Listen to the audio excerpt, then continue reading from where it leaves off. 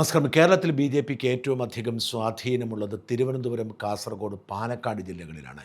ഈ 3 ജില്ലകളിലും BJP മോദിക്ക് മുമ്പ് മുതലേ ശക്തമായിരുന്നു. പിന്നീടാണ് BJP മിക്കയിടങ്ങളിലും അടിവേരുള്ള പാർട്ടിയായി മാറുന്നത്. എന്നാൽ BJPക്ക് ആദ്യമായി ഒരു MPയെ സമ്മാനിക്കുന്നത് തൃശ്ശൂരാണ്. പാലക്കാടിനും തിരുവനന്തപുരത്തിനും കാസർഗോഡിനും ആറ്റിങ്ങലിനുമൊക്കെ കഴിയുന്നതിന് മുൻപ് സുരേഷ് ഗോപിയിലൂടെ തൃശ്ശൂർ കാവിയണിഞ്ഞു.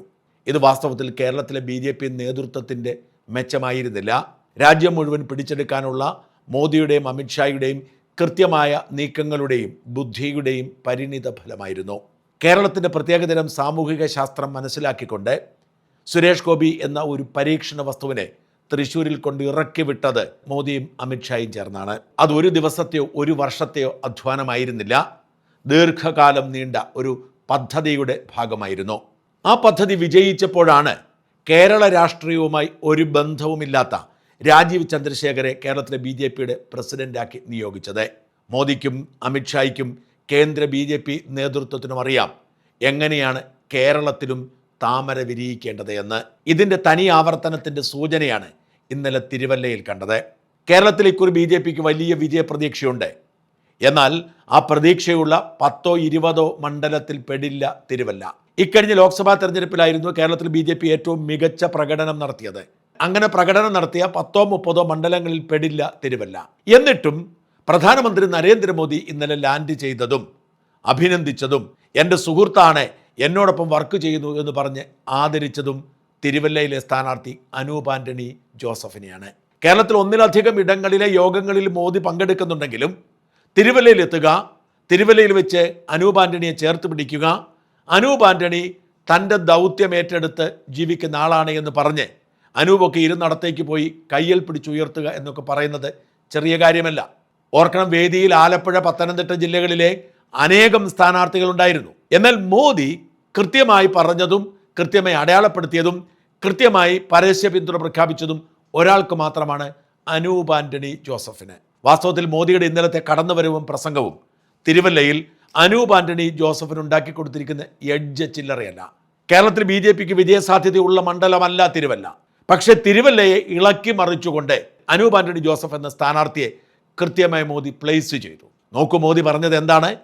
കഴിഞ്ഞ 4-5 വർഷമായി എനിക്ക് വേണ്ടി രാജ്യം മുഴുവൻ സഞ്ചരിക്കുന്ന, എനിക്ക് വേണ്ടി കഷ്ടപ്പെടുന്ന എൻ്റെ സഹപ്രവർത്തകനാണ് അനൂപ് ആൻ്റണി ജോസഫ് എന്നാണ് പറഞ്ഞത്.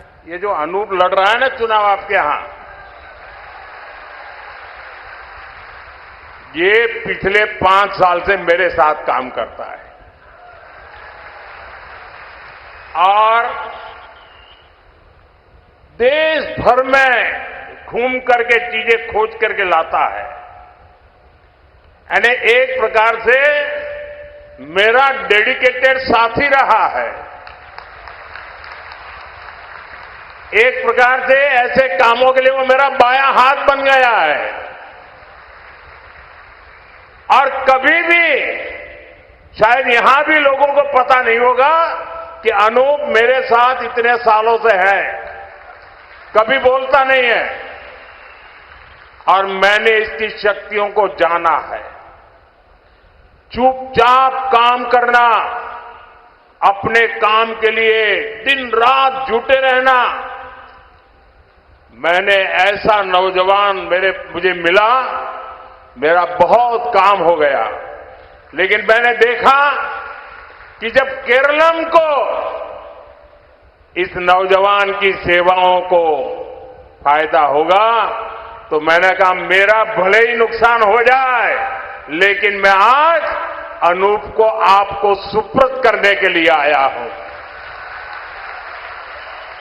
വാസ്തവത്തിൽ അധികം ആർക്കും അറിയാത്ത ഒരു രഹസ്യമാണ് മോദി ഇന്നലെ പരസ്യമായി പറഞ്ഞത്. ദ മോദി സ്റ്റോറി എന്ന പേരിൽ മോദിയെക്കുറിച്ച് വലിയൊരു ഡോക്യുമെൻ്ററിയും ഒരു പുസ്തകവുമൊക്കെ രചിക്കപ്പെടുന്നുണ്ട്. നരേന്ദ്രമോദി ജനിച്ചപ്പോൾ മുതൽ ഇതുവരെ എത്തിയത് എങ്ങനെയാണ്, മോദിയുടെ രാഷ്ട്രീയം എന്താണ്, മോദിയുടെ വിഷൻ എന്താണ്, മോദിയുടെ ജീവിതം എന്താണ് എന്ന് വ്യക്തമാക്കുന്ന വലിയൊരു ഡോക്യുമെൻറ്റേഷൻ നടന്നുകൊണ്ടിരിക്കുന്നു. വിദഗ്ധന്മാരായ പലരും ഉൾപ്പെട്ടിരിക്കുന്ന ഒരു വലിയ ഡോക്യുമെൻറ്റേഷനാണ്. അതിന് മോദിയുമായി ഏതെങ്കിലും തരത്തിൽ ബന്ധമുള്ള എല്ലാവരെയും കാണേണ്ടതുണ്ട്. മോദിക്കൊപ്പം ഒരുമിച്ച് പഠിച്ചവർ മുതൽ, മോദിക്കൊപ്പം RSSൽ പ്രവർത്തിച്ചവർ മുതൽ, മോദിയുടെ ജീവിതവും രാഷ്ട്രീയവും സാമൂഹിക ദർശനവുമായി ബന്ധപ്പെട്ട അനേകം പേർ, ഇവരെയൊക്കെ കണ്ട് വിവരങ്ങൾ ശേഖരിക്കുന്ന ഒരു വലിയ പ്രോജക്റ്റിൻ്റെ കോർഡിനേറ്റർ വാസ്തവത്തിൽ അനൂപ് ആന്റണി ജോസഫാണെന്ന് പലർക്കും അറിയില്ല. അതിനും കാരണമുണ്ട്. ഇന്നോ ഇന്നലെയോ BJP-യിൽ ചേർന്ന് മോദിയുടെ അടുത്ത് പോയി ഫോട്ടോ എടുത്ത് മാലയിട്ട് സ്ഥാനാർത്ഥിത്വം നേടിയ ആളല്ല അനൂപ് ആന്റണി ജോസഫ്. അനൂപ് പന്തളം ശ്രീബുദ്ധ എഞ്ചിനീയറിംഗ് കോളേജിൽ പഠിച്ചപ്പോൾ തന്നെ ദേശീയതയോടെ ഇഷ്ടമുണ്ടാവുന്നു. അങ്ങനെ ദേശീയ രാഷ്ട്രീയം ഉയർത്തിപ്പിടിക്കുന്നതിൻ്റെ ഭാഗമായി പി പരമേശ്വരനെ പരിചയപ്പെടുന്നു. പി പരമേശ്വരൻ്റെ ശിഷ്യനാകുന്നു. പി പരമേശ്വരൻ നിർദ്ദേശിച്ചനുസരിച്ച് ഡൽഹിയിലേക്ക് പോകുന്നു. വിവേകാനന്ദ കേന്ദ്രവുമായി ബന്ധപ്പെട്ട് പ്രവർത്തിക്കുന്നു. പിന്നീട് വിവേകാനന്ദ ഫൗണ്ടേഷനിലേക്ക് മാറുന്നുണ്ട്. അന്ന് അനൂപ് ആന്റണി പ്രവർത്തിച്ചത് അജിത് ഡോവലിനൊപ്പമാണ്. ദേശീയ സുരക്ഷാ ഉപദേഷ്ടാവ് അജിത് ഡോവലിനൊപ്പമാണ്. അന്നു മുതൽ ഗുജറാത്തിലേക്ക് പോവുകയും ഗുജറാത്തിൻ്റെ വികസന പദ്ധതികളെ രാജ്യത്തിന് മുഴുവൻ എത്തിക്കാനുള്ള ശ്രമം നടത്തുകയും ചെയ്യുന്ന പ്രോജക്റ്റിൻ്റെ ഭാഗമാണ്. IIT-യിലെ മറ്റും കുട്ടികളെ മോദിയുടെ വിഷനെക്കുറിച്ച്, മോദിയുടെ മോഡലിനെക്കുറിച്ച് പരിചയപ്പെടുത്തുന്നതിൻ്റെ കോർഡിനേഷൻ അന്ന്, അതായത് 2014 മുൻപ് ഏറ്റെടുത്തത് അനൂപ് ആന്റണി ജോസഫ് ആയിരുന്നു. ഗുജറാത്ത് മുഖ്യമന്ത്രി ആയിരുന്നപ്പോൾ മുതൽ ഈ അനൂപ് ആന്റണി എന്ന പയ്യനിൽ മോദി ആകൃഷ്ടനായിരുന്നു. അന്നു മുതലേ പല ഉത്തരവാദിത്തങ്ങളും ഏൽപ്പിച്ചിട്ടുണ്ട്. ആ ഉത്തരവാദിത്തങ്ങളൊക്കെ ഭംഗിയായി നിറവേറ്റിയിട്ടുണ്ട്. അങ്ങനെ യുവമോർച്ചയുടെ ദേശീയ സെക്രട്ടറിയായി ചുമതലയേറ്റതിന് ശേഷമാണ് കേരളത്തിലേക്ക് പ്രവർത്തനം മാറ്റുന്നത് പോലും. 2021 നിയമസഭാ തെരഞ്ഞെടുപ്പിൽ തിരുവല്ലയിൽ മത്സരിച്ചു തുടങ്ങാനായിരുന്നു അനൂപ് ആന്റണിക്ക് ഡൽഹിയിൽ നിന്ന് കിട്ടിയ നിർദ്ദേശം. പക്ഷെ അന്നത്തെ ഗ്രൂപ്പ് രാഷ്ട്രീയത്തിൻ്റെ ഭാഗമായി അനൂപ് ആന്റണിയെ അമ്പലപ്പുഴയിലേക്ക് തട്ടി. എന്നാൽ പിന്നീട് തൃശ്ശൂർ മോഡൽ വിജയിച്ചതോടെ രാജീവ് ചന്ദ്രശേഖരെ BJP-യുടെ സംസ്ഥാന പ്രസിഡന്റാക്കിയ ഉടൻ തന്നെ അനൂപിനോട് തിരുവല്ലയിൽ കേന്ദ്രീകരിച്ച് പ്രവർത്തിച്ചോളാൻ നിർദ്ദേശം കിട്ടി. അന്നു മുതൽ അനൂപ് തിരുവല്ല കേന്ദ്രീകരിച്ച് പ്രവർത്തിക്കുന്നു. അനൂപിൻ്റെ അച്ഛൻ മലങ്കര കത്തോലിക്ക സഭാവിശ്വാസിയും അമ്മ ഓർത്തഡോക്സ് സഭാവിശ്വാസിയുമാണ്. രണ്ട് സഭകളിലും സ്വാധീനവും അടുപ്പവും അനൂപിനുണ്ട്.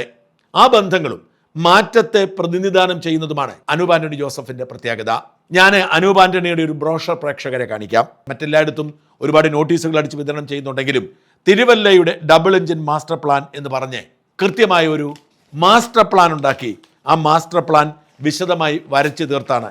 നോക്കുക, തിരുവല്ലയെ കൃത്യമായി വേർതിരിച്ച് ആ വേർതിരിവിൻ്റെ അകത്ത് ഓരോ പദ്ധതികൾ ഇട്ടിരിക്കുകയാണ്. Peringara happiness park, agri tourism പദ്ധതി, നെടുമ്പുറം പെരിങ്ങര മേഖല ഉൾനാടൻ തിരുവല്ല സാംസ്കാരിക മ്യൂസിയം, വിദേശ ഭാഷാ പഠന കേന്ദ്രം. നോക്കൂ എന്തൊക്കെയാണ് തിരുവല്ലയിൽ താൻ MLA ആയി ചെയ്യുന്നത് എന്ന് കൃത്യമായി എഴുതി വരച്ച് അത് പ്രിന്റ് ചെയ്ത് നാട്ടുകാരെ അറിയിച്ചാണ് അനൂപ് മത്സരരംഗത്തിറങ്ങിയത്. അതുകൊണ്ട് അനൂപ് ആന്റണി ജോസഫ് തിരുവല്ലയിൽ ജയിക്കുമെന്നൊന്നും ഞാൻ വിശ്വസിക്കുന്നില്ല.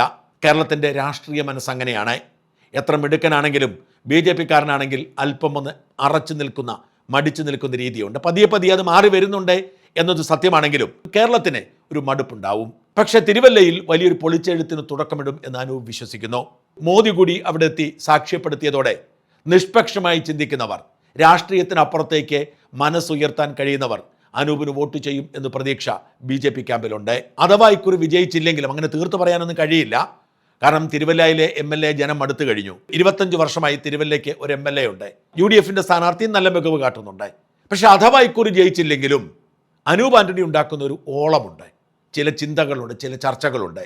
അത് ഗുണം ചെയ്യുമെന്നും അടുത്ത തവണത്തേക്ക് ഇതൊരു മുതൽക്കൂട്ടാവുമെന്നും കേന്ദ്ര നേതൃത്വം കണക്കുകൂട്ടുന്നു. തൃശ്ശൂരിൽ അങ്ങനെയായിരുന്നു അവർ പരീക്ഷിച്ചത്. നിയമസഭയിലും ലോക്സഭയിലും അവർ സുരേഷ് ഗോപിയെ പരീക്ഷിച്ചു. ഒടുവിൽ ആ പരീക്ഷണം 2024 വിജയിച്ചു. ഒരുപക്ഷെ തിരുവല്ല എന്ന നിയമസഭാ സീറ്റ് ഇന്നല്ലെങ്കിൽ നാളെ പിടിച്ചെടുക്കാൻ മോദിയും അമിത്ഷായും കൃത്യമായി ആസൂത്രണം ചെയ്ത് അവതരിപ്പിച്ചിരിക്കുന്ന ഈ അനൂപ് ആന്റണി ജോസഫ് തിരുവല്ലയുടെ ചരിത്രം മാറ്റി എഴുതിയെന്ന് വരാം.